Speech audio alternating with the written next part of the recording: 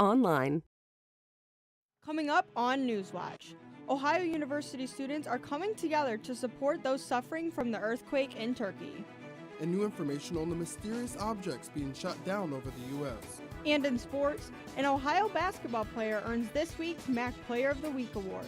Newswatch starts right now.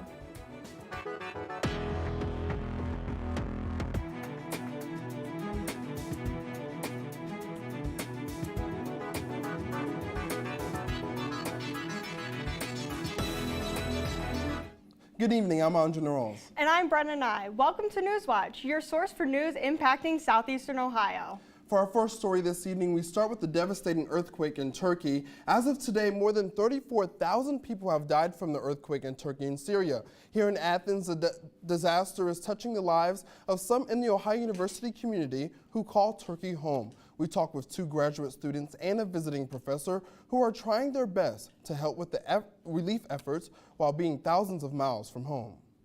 She held my hand, and I was at that time super shocked. I turned, I said like, what? And then she said 7.4. In that time I understood she was talking about earthquake. Best friends Hakan and Marve were at dinner together when they found out about the deadly earthquake in Turkey and Syria. I started crying immediately, like I reacted very, very fast. It's been terrible. Like, I don't know how I've been doing since Sunday night. I don't know, like life goes on here, but I don't know how it goes on. Both Turkish graduate students have friends trapped under the rubble or who have died from the earthquake. One of my friends tragically passed away. The earthquake happened in the last Sunday, and he passed away with his wife on Wednesday. And also his wife was pregnant. A visiting professor from Turkey has been talking to a close friend who is experiencing life post-earthquake. It is still like a doomsday, because my friend said to me, it smells really bad day by day, because lots of body around here. It's really horrible time. This earthquake's impact has been on their minds since it happened, and they wanted to do something. We understood that if we don't do anything, we are going to be worse mentally.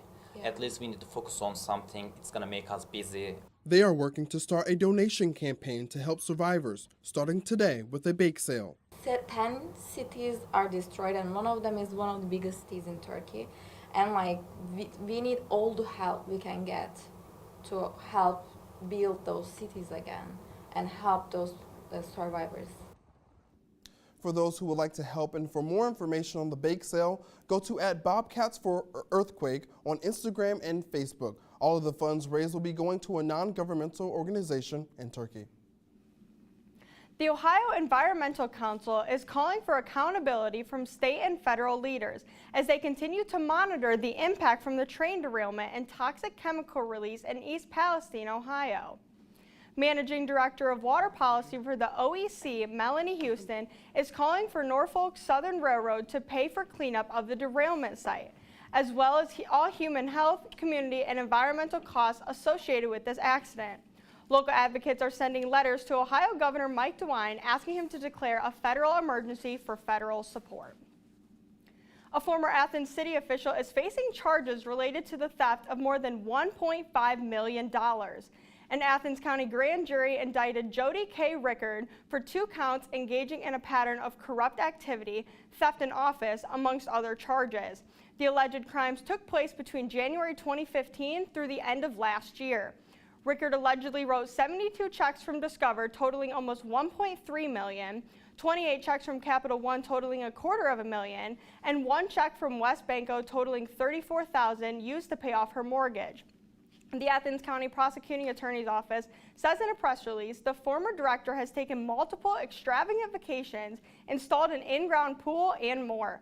The State Auditor Office led the investigation after receiving an anonymous tip regarding theft from the Athens Metropolitan Housing Authority. Well, obviously, you know, the loss is to the individuals who are looking for housing, and it's significant. We're going to do what we can to seek justice in this matter and hopefully get an order of restitution. There's a forfeiture of her home in the indictment, and if we can get that, we'll attempt to use that to help gain restitution. A group of doctors in Ohio plan to push for abortion rights to be on the ballot this fall. The Physicians Are Reproductive Rights hope to put a constitutional amendment before voters in November. Group spokesperson Susan Shaw says the doctors are unwilling to wait until next year because they fear Ohio could go back to a near total abortion ban. A coalition of abortion rights advocates is also looking to putting an amendment on the ballot, so the two sides will likely work together on the issue. Otherwise, the doctors plan to go at it alone. The West Virginia Senate is planning a bill that would make a person involved in a police officer's death punishable up to life in prison. The bill was passed on Friday and is named after a fallen officer. Officer Casey Johnson was fatally shot back in December 2020 after responding to parking complaints. This bill comes amidst national media attention from the brutal police beating of Tyree Nichols in Memphis, Tennessee. The bill now goes to the West Virginia House of Delegates. We're going to take a look at your first weather with Aaron Ashley. Thanks so much, Andre. Yes, we saw very, very pleasant conditions contrary to these low temperatures we saw overnight into this morning. You had to have that winter coat stepping out the door this morning, but we quickly warmed up and you're like, why in the world am I this bundled up for a day like this? We saw beautiful, beautiful conditions, and that is what we're looking at right now. 55 degrees with a nice westerly wind at 10 to 15 miles per hour. We actually saw gusts up to about 25 miles per hour. And if you look at the humidity as well as our dew point, you can really start to see that fire risk and the risk for outdoor fire spreading was really high today, and much of our viewing area saw wind advisories through the majority of today. Now, we have some early cloud patches this morning, but those have since cleared as the night has progressed. And we go ahead and pull up the radar. Not a lot of those clouds really translated into much chaos. In a little less than 10 minutes, I'll have your full Valentine's Day forecast, but for now, back to you guys at the desk. Thank you, Erin. Love was all around this weekend leading up to Valentine's Day, but it wasn't just between people. Newswatch reporter Taylor Mondragon went to Lake Hope where the Valentine's Day spirit was shared with the trees. We came to hug trees. Dozens gather at Lake Hope to put their tree-hugging skills to the test. Welcome everybody to the first, hopefully annual, tree hugging competition. Kaylin Callender, a naturalist at Lake Hope, found out about the international competition in Finland and decided to bring it to Ohio. According to Kaylin, this is the first tree hugging competition in all of North America. Tree hugging just seemed wacky enough that I had to try it. The competition consists of 4 different events: speed hugging, biggest hug, most dedicated, and freestyle. We have speed hugging, each participant hugging as many trees as they can for at least 5 seconds within a minute. Biggest hug, you're wrapping your hands around a tree and then we're taking a measurement in between fingertips. Most dedicated, how long you can hang onto a tree without your feet touching the ground. Our last and most interesting event, I think, for today is going to be the freestyle event. Any way that a participant can commune with at least one tree and how creative that communion is going to be the winner. Participants left their events with goals set for the future. When I get home, I am going to think about doing another event next time. Others came to terms with their strengths with positive affirmations. Sometimes it's okay to give up. But all found or rekindled their love with the... For Newswatch, I'm Taylor Mondragon at Lake Hope State Park. Coming up, what officials are saying about the unidentified objects being shot down all over the U.S. and why tens of thousands of people are protesting in Israel. These stories and more when Newswatch returns. The war was declared in April 1917, and there was a need for encampments. Camp Sherman, close to 10,000 acres. It pulls a large number of men in. There's close to 2,000 buildings. There's this connection between the city of Chillicothe and what was happening at Camp Sherman. It's such an important piece of our history, and boy, when you're in Chillicothe, you really feel that.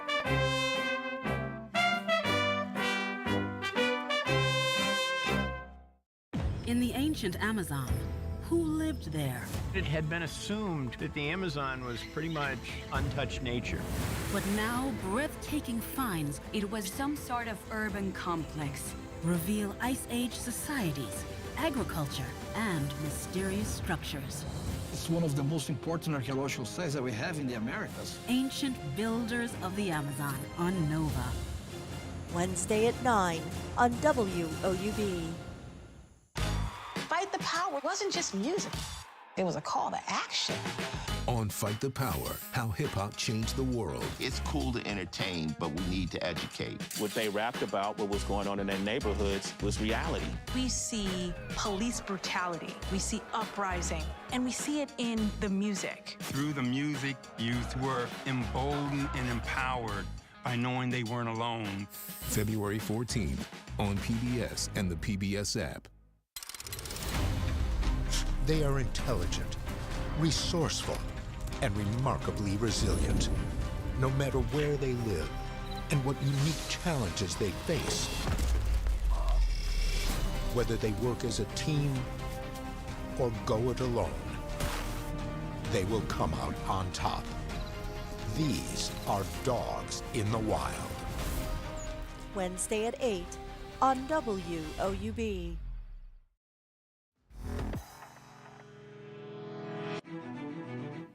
New information is emerging about multiple unidentified objects shot down in the U.S. in recent days. Ivan Rodriguez tells us more on why these high-altitude encounters may increase in the future.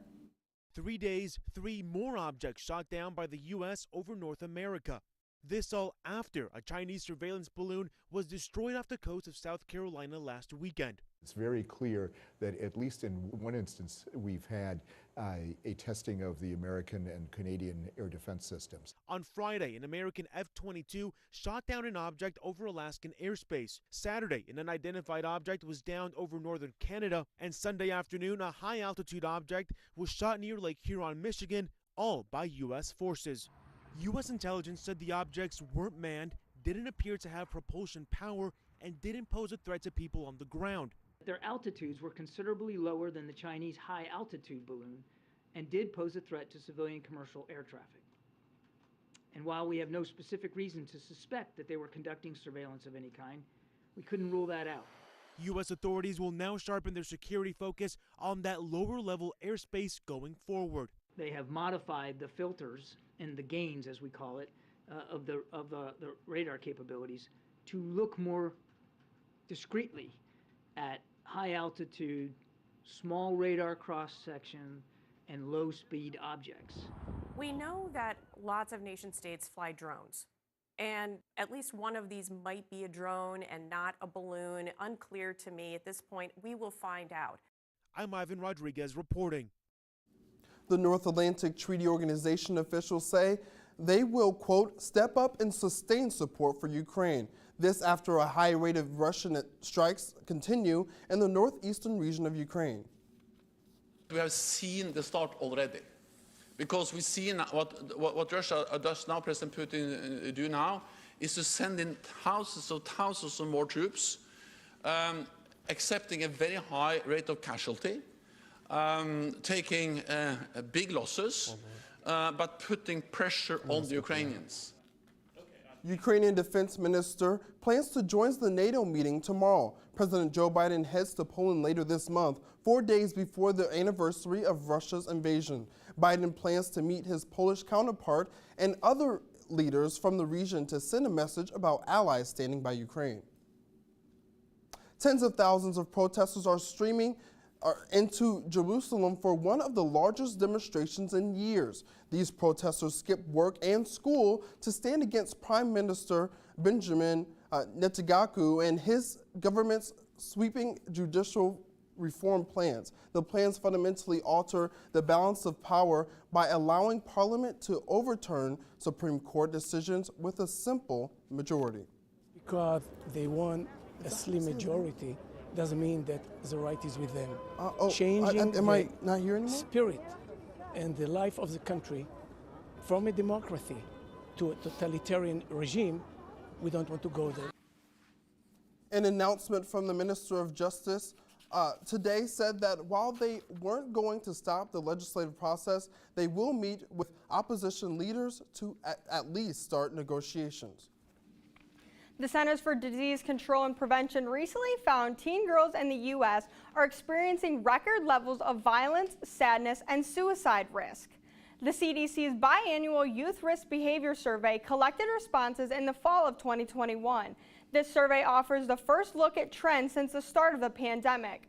57% of teen girls felt persistently sad or hopeless in 2021, which is double the rate for teen boys. Nearly a third of teen girls seriously considered attempting suicide. Teens, especially girls, have experienced dramatic increases in experiences of violence and poor mental health and suicide risk. Findings also confirm ongoing trauma among lesbian, gay, bisexual, and questioning youth.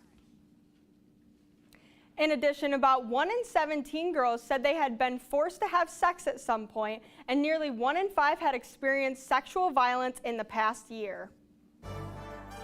Valentine's Day is just a day away. What romance scams you need to watch out for? Coming up when we return. That's right, Bretta, and tomorrow, love's not the only thing that's in the air. More about it in my full forecast, but make sure to check us out on social media, on YouTube, Instagram, as well as Twitter. Fight the Power wasn't just music. It was a call to action. On Fight the Power, how hip-hop changed the world. It's cool to entertain, but we need to educate. What they rapped about, what was going on in their neighborhoods, was reality. We see police brutality, we see uprising, and we see it in the music. Through the music, youth were emboldened and empowered by knowing they weren't alone. February 14th on PBS and the PBS app. They are intelligent, resourceful, and remarkably resilient. No matter where they live and what unique challenges they face. Whether they work as a team or go it alone, they will come out on top. These are Dogs in the Wild. Wednesday at 8 on WOUB. WOUB is recognizing members of our Cornerstone Society. The Cornerstone Society is a group that wants to ensure the future of public media in our region. It includes people across our area who value news, entertainment, and cultural programming, as well as the educational services WOUB provides. Also included are graduates of Ohio University who took part in the WOUB Student Professional Development Program. Thanks to the Cornerstone Society for their generous support. To learn how you can be involved, email woub@woub.org. Why Chillicothe? Why this area? For some reason, this became a mecca for what was probably a religion, what we call Hopewell culture. We'll never know the reason that this was so important to certain people and why that developed, but it's certainly a beautiful place for it to have happened.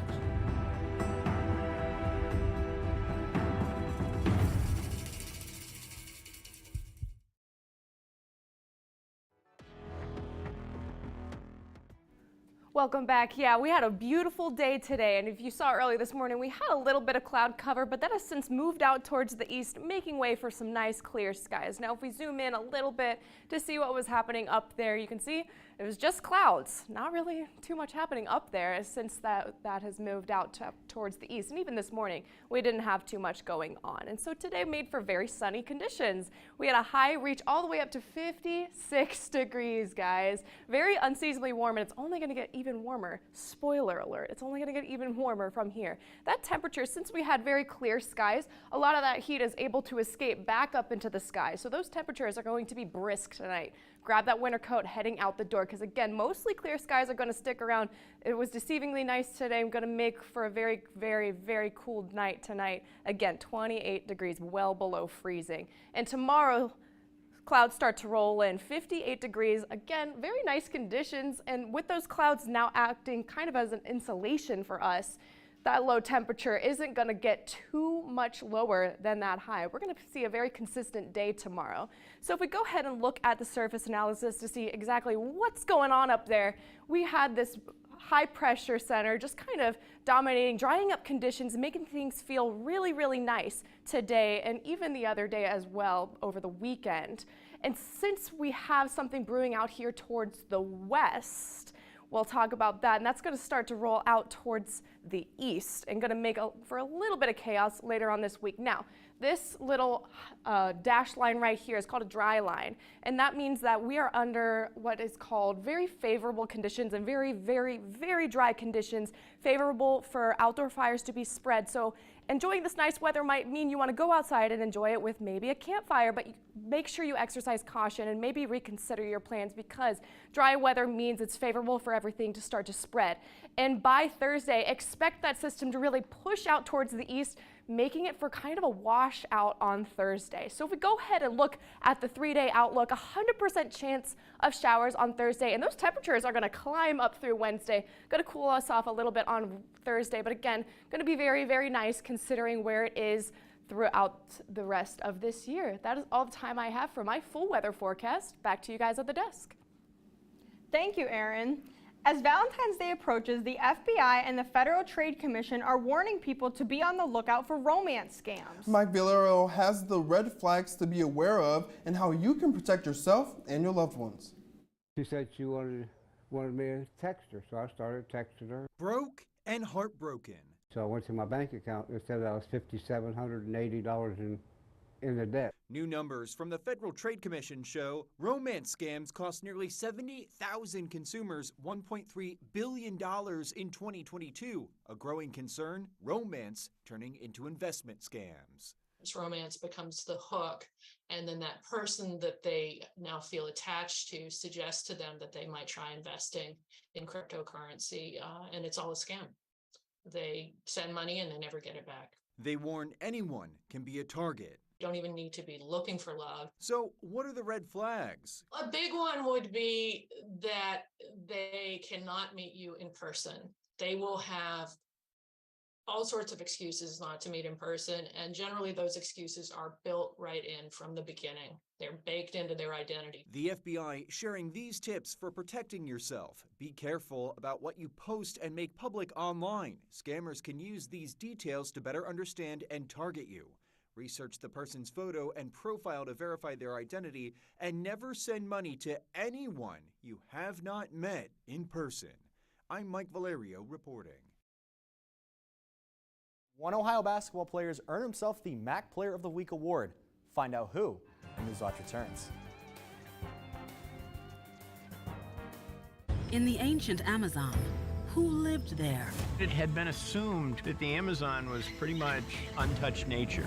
But now breathtaking finds it was some sort of urban complex reveal Ice Age societies, agriculture, and mysterious structures. It's one of the most important archaeological sites that we have in the Americas. Ancient Builders of the Amazon on Nova. Wednesday at 9 on WOUB. Fight the Power wasn't just music. It was a call to action. On Fight the Power, how hip-hop changed the world. It's cool to entertain, but we need to educate. What they rapped about, what was going on in their neighborhoods, was reality. We see police brutality, we see uprising, and we see it in the music. Through the music, youth were emboldened and empowered by knowing they weren't alone. February 14th on PBS and the PBS app. Next time on Antiques Roadshow, nothing is more fun than finding treasures in Tennessee. My granddaughter wanted to make mud pies in it. Sounds fun to me. What I like about his work is it's not too serious. It's just a really easy and kind of fun, cheerful thing for everybody to appreciate. That sounds good. That's very good. Watch Antiques Roadshow next time from Cheekwood Estate and Gardens. Monday at 8 on WOUB. Lucy Ware Webb was born here. As a young lady, as the wife of the governor, as the wife of the president of the United States, she's always the same person. Just a terrific lady. As residents of Chillicothe, we're very, very proud of her. To have a person of that character to represent this community, small as it is, in the White House.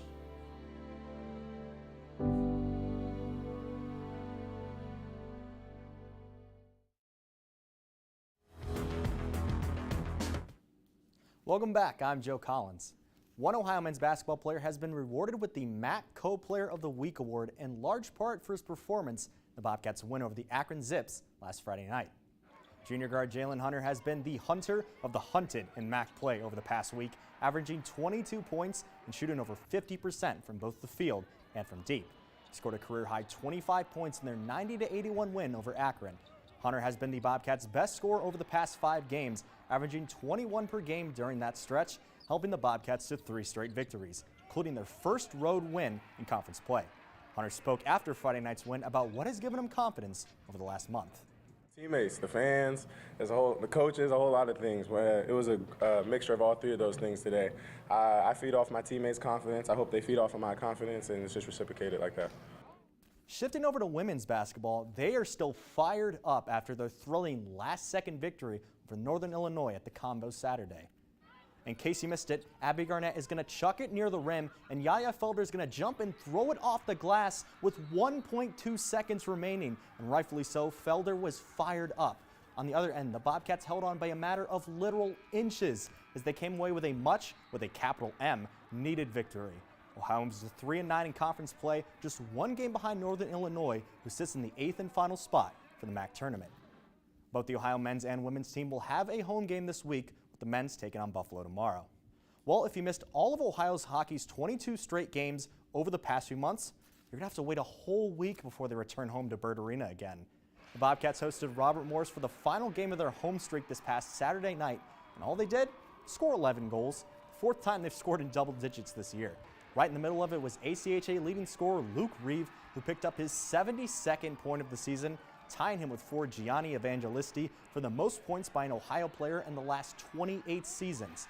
The Bobcats will be on the road for the first time since October this weekend. Head coach Lionel Marone talked about the importance of these next 2 games. Great for us. Obviously, playoffs down the road. I think Liberty is the hardest play to play in the league.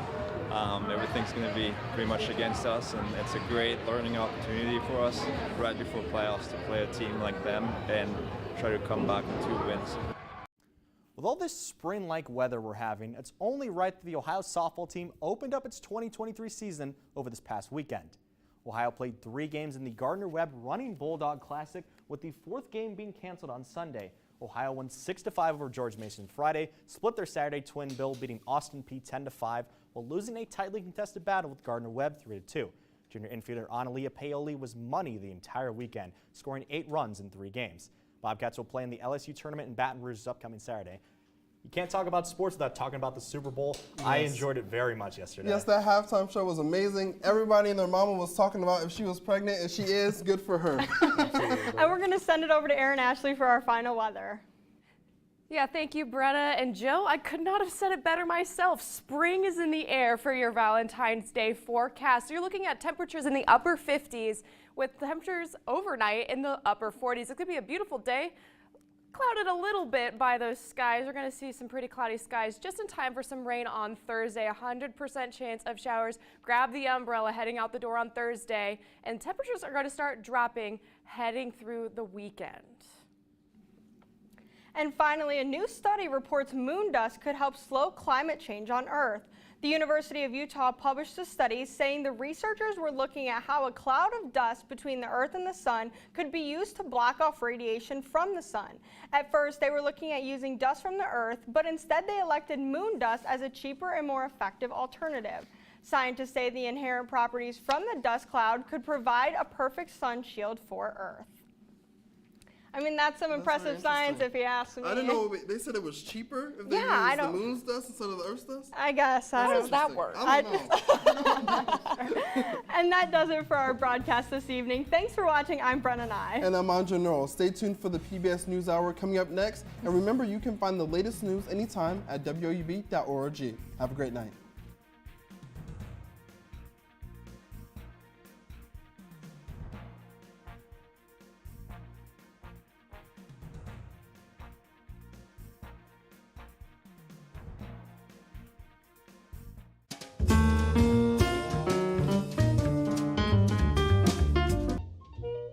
I think the Elbowoods team was a team that was about 20 or 30 years ahead of its time.